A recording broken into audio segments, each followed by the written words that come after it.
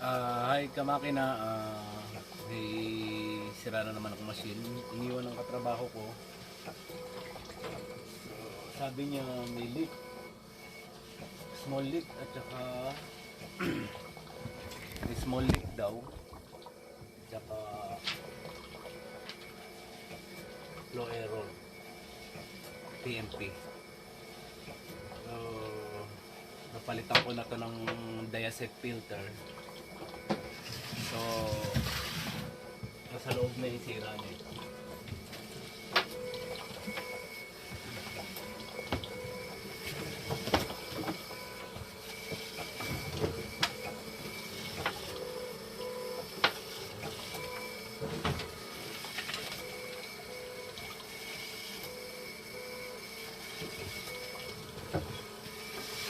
Guys, yung leak doon ang gagaling sa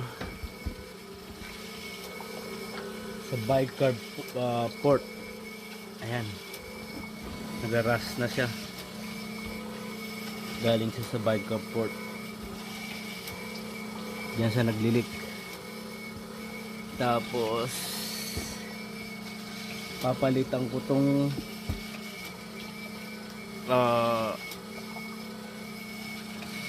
valve 4024 kasi nagpo-flow error siya,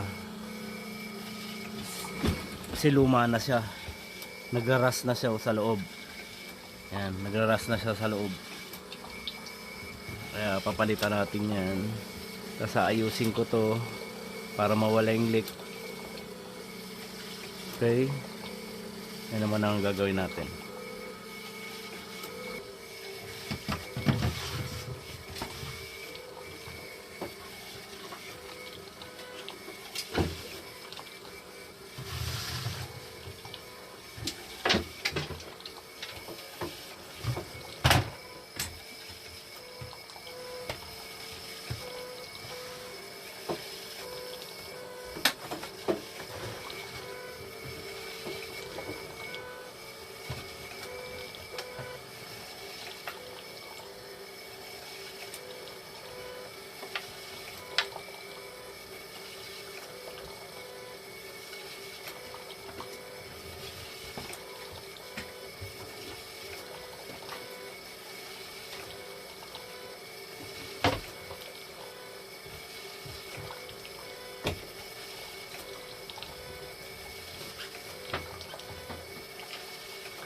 Patayin muna natin yung machine sa dialysis na.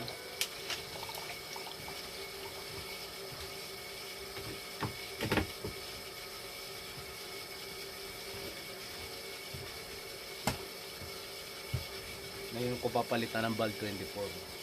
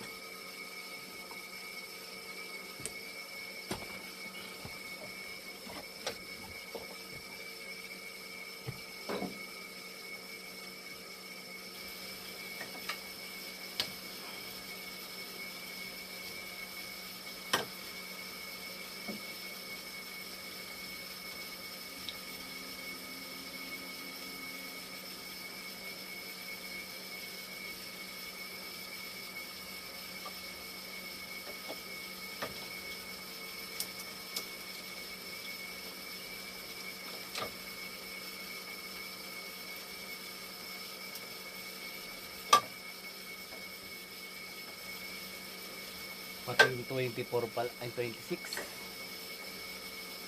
Nag-grass na oh. Palitin na rin yan. Kaya nagpo-flow aero. Papalitan ko na rin. Para isang palitan lang.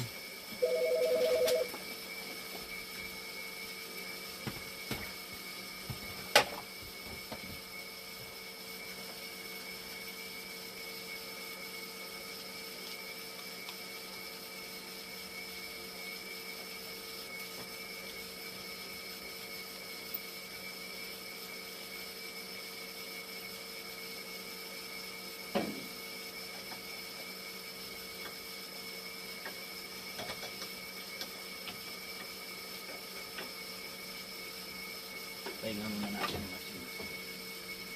Kasi ayusin ko rin yung leak. Kaya patayin muna natin.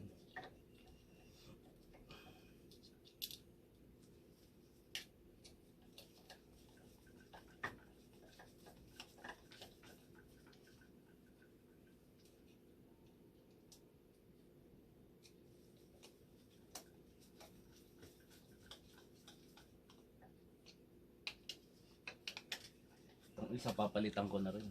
Hindi ko nahintayin na ano. Habang maraming supply. Tamad umorder yung boss ko. Kakabit ko na siya dito.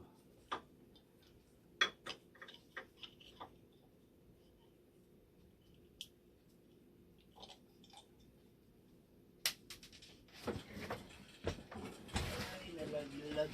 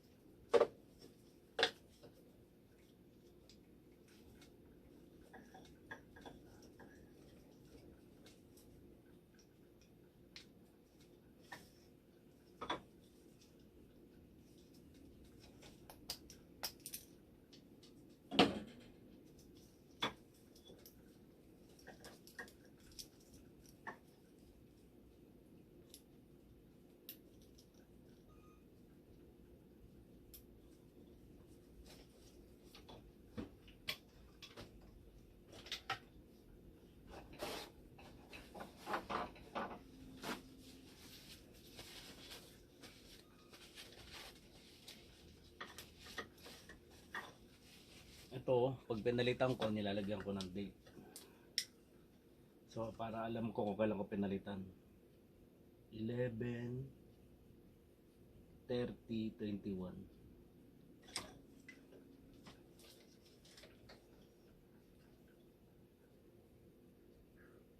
Porter delivery. Bring your cart.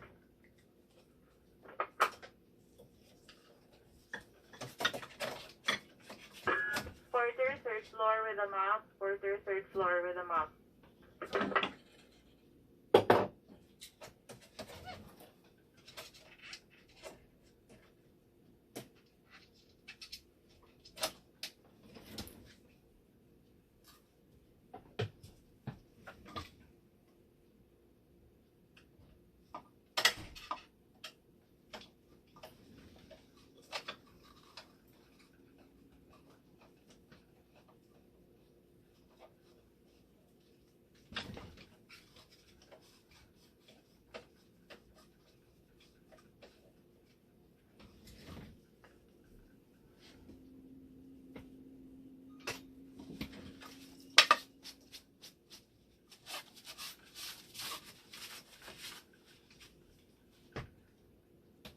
So, ito yung naglilik. Papalitan na natin yan.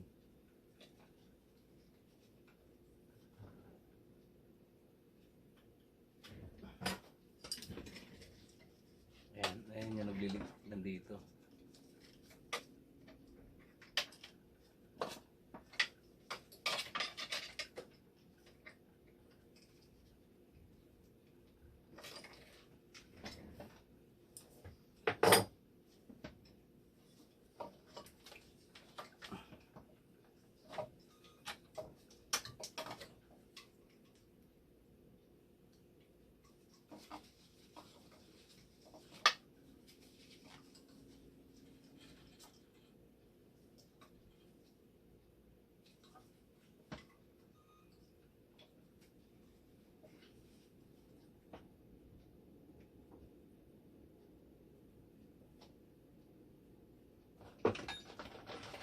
So may butas na yung ano, nagkabutas na ayun, kaya naglilik. So mula diyan kakatin na natin.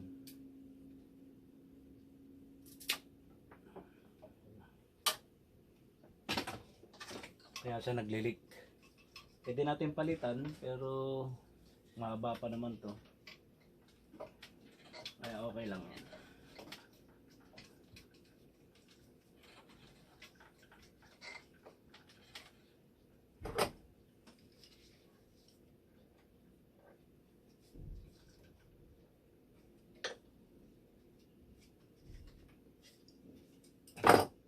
Okay. Natin. Ito, balik na natin ito.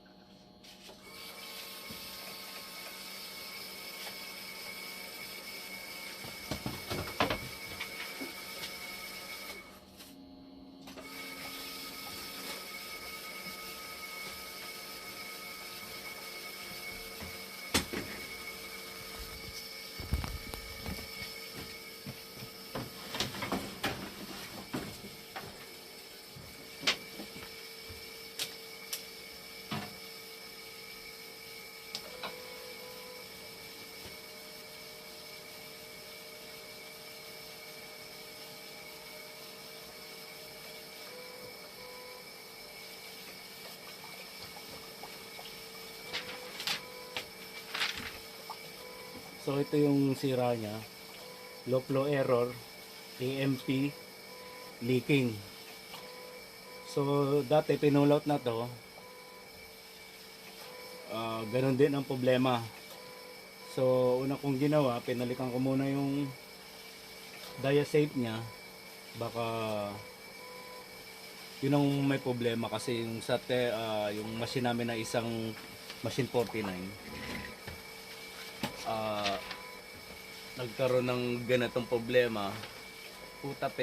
Pinalitan ko na lahat, hindi ko pa rin makuha yung problema, kaso yung pala yung filter. Kaya sa ganitong case, ginagawa namin, pinapalitan muna namin yung filter, tapos papatakboy namin, lagay muna sa floor o kaya patakboyin dito kung lalabas. Pag di lumabas, ilagay sa floor para matesting. Ipo-pull out naman nila yan pag pull out. So malalaman mo kung ano yung may sira.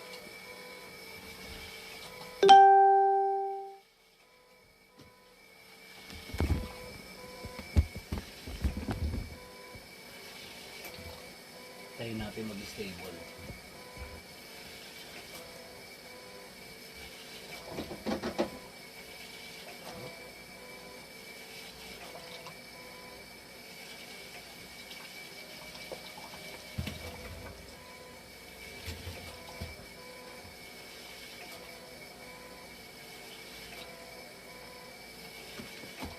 Pag nag-stable na siya, ang gagawin natin, itetest natin to ng 3 beses.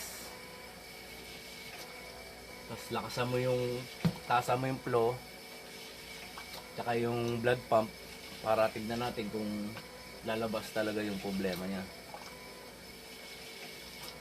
So yan, nag-stable na siya uli.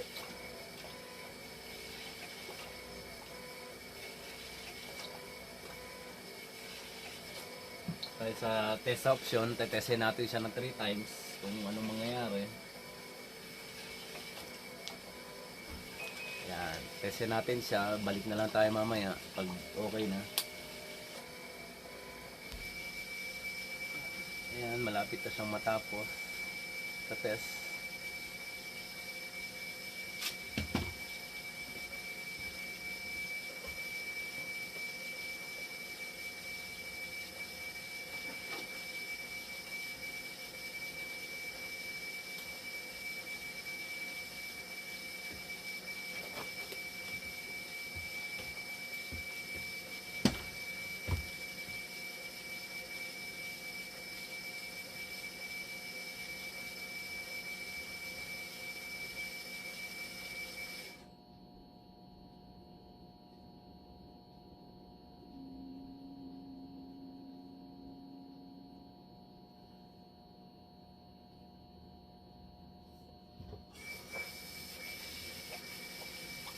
malapit na siya matapos.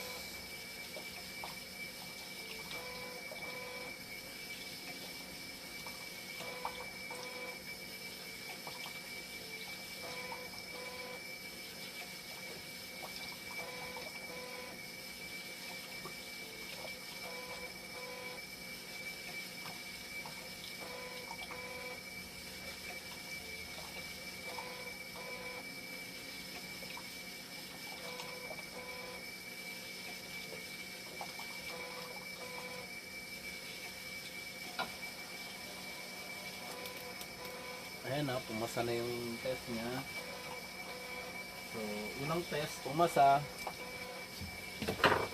Okay siya. Pero tetestin natin siya uli mamaya para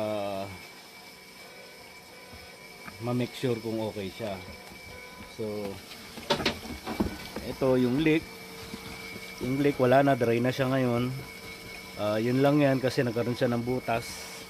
Tapos yung dalawang valve na pinalitan ko, yung 26 to, ito yung 24. Nandito yung 25. So, yan, hindi na lumalabas yung flow error. So, okay na siya kasi yung pump niya, okay siya, 821. So, okay siya. Medyo bago-bago. Yan. So, tetesting ko siya uli hanggang sa makatatlong test. After 3 times test, i-hit ko na siya. Ilalagay ko na siya sa floor. Okay? Salamat pala sa mga nanood. Thank you for watching. Like and subscribe please. Thank you.